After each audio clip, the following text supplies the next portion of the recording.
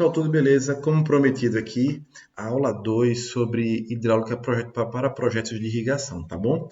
Nessa aula nós vamos falar sobre perda de carga, tá certo? Então vamos lá. Então, pessoal, o que acontece?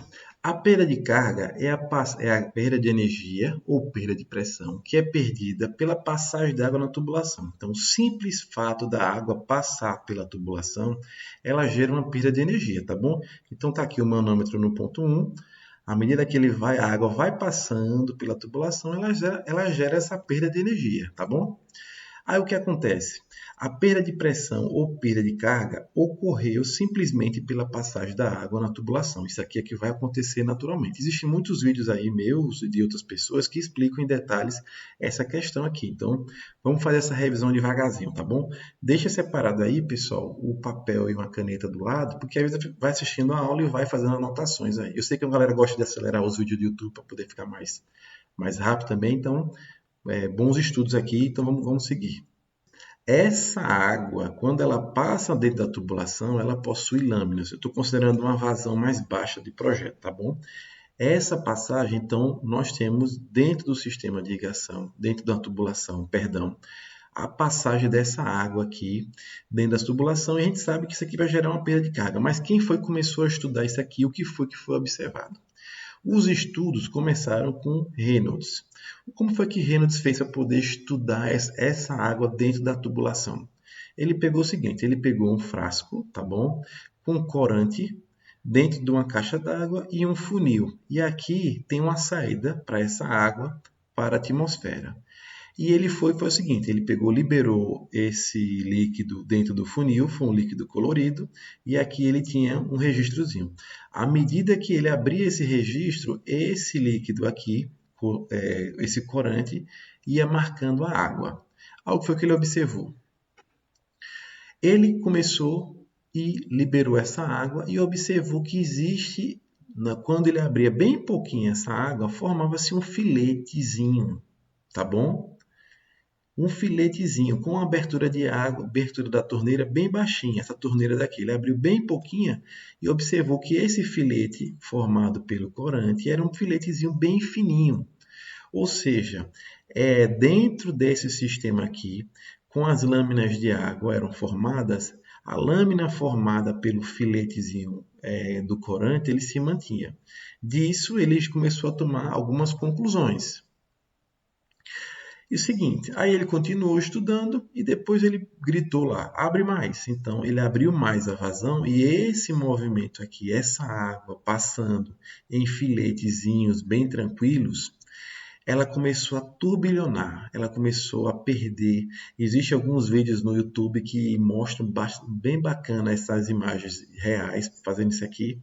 E com essas conclusões ele pôde começar a classificar esses movimentos, tá bom? Deixa eu só voltar aqui. Então é o seguinte, esse movimento mais tranquilo dessa água, dessa passagem em lâminas, ele chamou de movimento laminar. Quando ele aumenta a vazão, quando a vazão aumenta do sistema, esse turbilhonamento das lâminas d'água ele chamou de movimento turbulento, tá certo? E para classificar esse movimento, ele desenvolveu a equação que leva o nome dele, a equação de Reynolds ou número de Reynolds. Tem alguns trabalhos que alguns autores que chamam de NR. Esse valor se baseia na velocidade, no diâmetro e na viscosidade do tubo. Então vamos lá, ocorre perda de carga tanto no regime laminar quanto no regime turbulento. Nesses dois sistemas ocorre perda de carga. O que se sabe é que quando o movimento é turbulento, a perda de carga é muito maior do que quando o sistema é laminar, tá certo? Por quê? Como eu falei a vocês, se ele abriu mais, tem mais vazão. Se tem mais vazão passando pela tubulação, maior a velocidade, maior vai ser a perda de carga. E quais os fatores que mais afetam a perda de carga, pessoal? A perda de carga é afetada pelo comprimento da tubulação. Quanto maior for o comprimento da tubulação, maior vai ser a perda de carga, tá certo? Outra coisa que vai afetar a perda de carga é o quê? Diâmetro. Quanto menor for o diâmetro, maior vai ser a perda de carga. Então, e pense o seguinte, se você fica mais fácil para a água passar por um tubo mais apertado ou por um tubo mais folgado. Então, se é mais folgado, consequentemente, ele vai passar com mais facilidade. Se ele passa com mais facilidade, a perda de carga do tubulação de maior diâmetro é menor do que uma tubulação de menor diâmetro. O que para a gente é muito bom na hora de fazer projeto. Porque o que acontece? Se eu estou com uma perda de carga muito elevada no meu sistema lá, eu estou utilizando uma tubulação de 50 e eu quero reduzir a perda de carga, o que é que eu faço? Eu vou lá e aumento o diâmetro da tubulação. Seguindo, vamos lá observar o seguinte. Então a gente já observou que quanto maior o comprimento, maior a perda de carga. Esse aqui é um comportamento diretamente proporcional. Quanto maior, maior a perda de carga. O diâmetro ele tem comportamento inversamente proporcional. Quanto menor o diâmetro, maior a perda de carga. Ou seja, quanto maior o diâmetro, menor a perda de carga. Então, esse comportamento é inversamente proporcional. Outra coisa, nós temos dois aspersores aqui. Esse tem menos vazão do que esse. Quem, na opinião de vocês, vai gerar maior perda de carga? Esse aspersor ou esse aspersor? Vai ser gerada maior perda de carga porque eu tenho mais volume de água passando por uma mesma tubulação, tá certo? Então, quanto maior o volume de água, a vazão do sistema, maior vai ser a perda de carga, tá certo? Para que vocês façam uma revisão bacana aí de perda de carga, o que eu aconselho para vocês? Existem algumas equações que calculam isso para vocês, tá bom? Em sala de aula, eu costumo mostrar aos meus alunos as 3 equações nas aulas de hidráulica. Nas aulas de irrigação, eu costumo utilizar essas 2 equações e nas minhas planilhas de irrigação, eu utilizo a equação de Darcy, que ela é mais precisa. O que acontece? A equação de Darcy é mais precisa para qualquer diâmetro. A equação de Hazen-Williams é uma equação para tubos de maior comprimento, maior diâmetro, assim maiores que 50, e abaixo de 50 para a equação, eu utilizo a equação de Flaman. Isso aqui já está pronto para vocês, é só vocês fazerem a utilização disso aqui. Então, vocês estão fazendo uma revisão de hidráulica para fazer o projeto de irrigação. Então, eu espero que vocês já tenham visto isso aqui na disciplina de hidráulica, tá bom? Aqui é só uma revisão, só uma revisão. Perda de carga, ela é dada em metros cúbicos por segundo. Dentro dela, essa equação aqui é a equação da perda de carga. Existe o F, coeficiente de atrito, no caso da equação de Darcy. O C, o coeficiente de aspereza. O B, a uniformidade.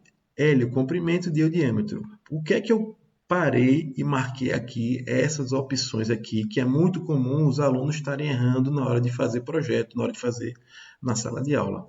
Os alunos acabam que eles se passam nas unidades, então é importante você fazer uma revisão de unidades, tá bom? Para poder vocês irem estudar, fazer os projetos de irrigação que foram fazer na disciplina de irrigação, no caso. Então, observem bem as unidades. Ó. Então, o que acontece, por exemplo, é muito comum nas questões que vocês forem responder, até na vida prática, as tubulações elas não vão vir o diâmetro dela em metros, ela vai vir em milímetros, então você vai ter que saber converter de milímetros para metros, tá bom? Então, observe bem isso aí, fique atento a esses detalhes aqui. Outra coisa, vazão, quase nunca você vai pegar, não sei nem qual é o aspersor, a tabela de aspersor que forneça a vazão do aspersor em metro cúbico por segundo, tá certo? É metro cúbico por hora ou litro por hora, tá certo? Então, você tem que saber fazer essa conversão, porque nessas equações, as vazões vão ter que entrar, nesse caso aqui a velocidade, vão ter que entrar em metro cúbico por segundo. Então, vamos lá. Vamos pegar uma situação aqui. Ó. Nós temos um aspersor, 2, 3, 4, 5. 5 aspersores. A água que vai jogar, que vai passar por aqui, ela tem que ser suficiente para abastecer 5 aspersores, tá bom? Então vamos lá para a pergunta. Qual seria a perda de carga nessa tubulação? Nessa daqui, nessa laranjinha, desse trechinho aqui? Marcado em laranja, sabendo que a vazão de cada aspersor é de 750 litros por hora. O tubo é de PVC e de diâmetro igual a 25 milímetros, comprimento de 20 metros. Então, eu tenho um tubo de 25 milímetros, comprimento de 20 metros, tá bom? Usar a equação de Darcy e a equação de Flaman. Eu tenho um asteriscozinho aqui no tubo de 25, porque aqui é para a gente aprender hidráulica, porque em projeto de irrigação você não vai considerar o diâmetro nominal. Então, eu coloquei só esse asterisco para poder vocês não se atrapalharem nos conceitos nesse momento aqui. Então, vamos lá com calma.